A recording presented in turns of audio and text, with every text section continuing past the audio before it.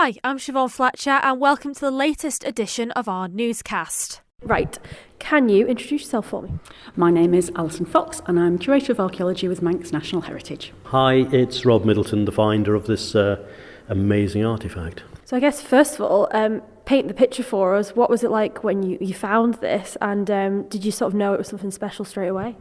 I found it quite a while ago, and I did a lot of research at the time, and I've got an extensive library of books on Bronze Age, Iron Age artefacts, and to be honest, I drew a blank. I couldn't find a parallel with it.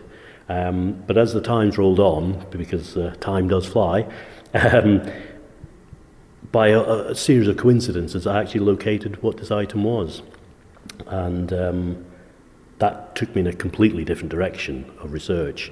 And a short while later, as soon as I realised what it was, I gave Allison Fox a call at the museum and took it in, and the rest is history, as they say.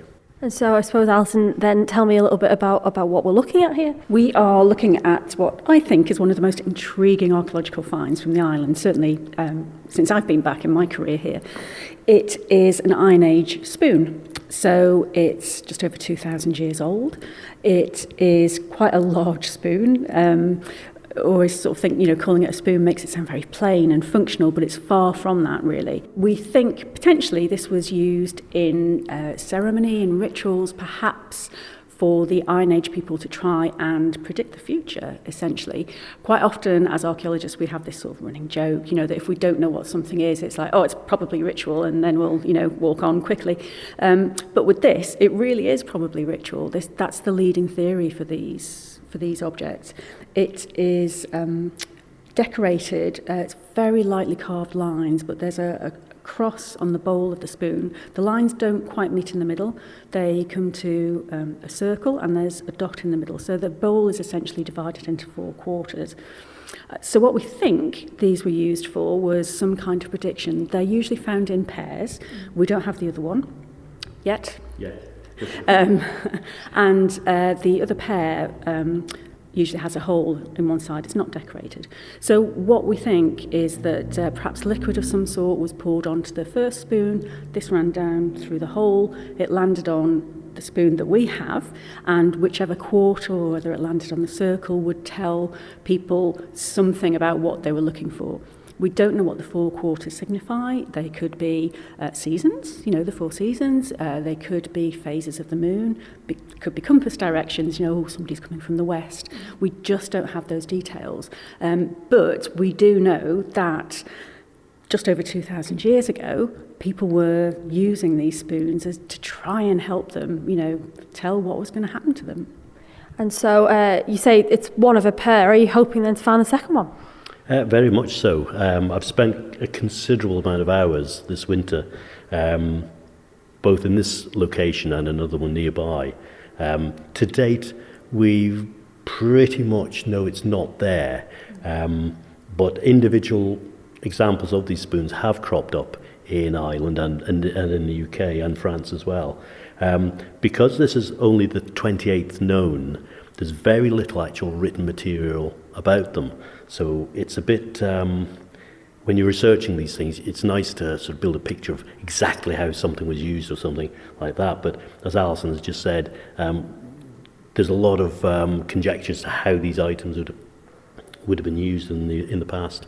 But 2,000 years ago, we are sort of struggling to build up this picture of these little jigsaw pieces of history.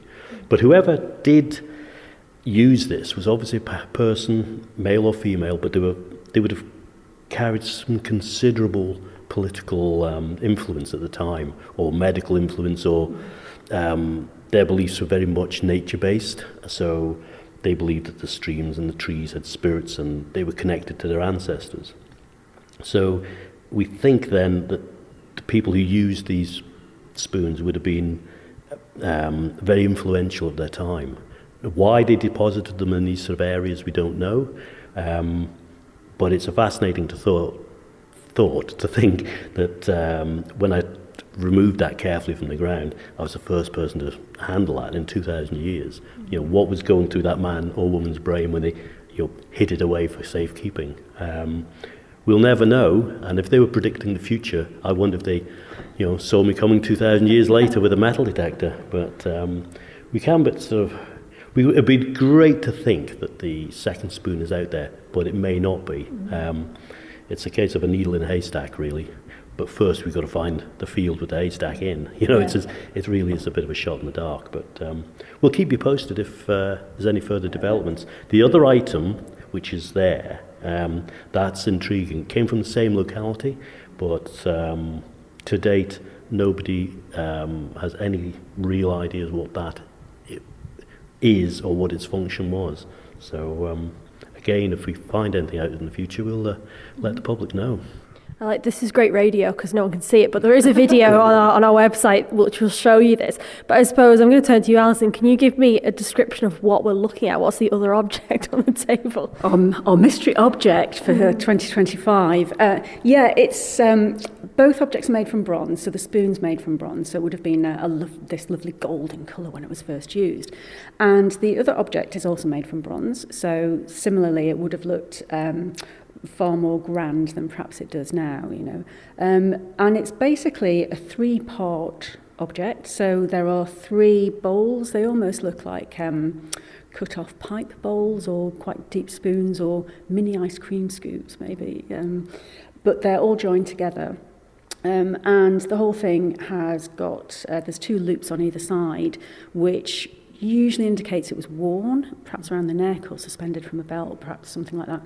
But each of the little bowls have got a very short metal pipe that comes from them.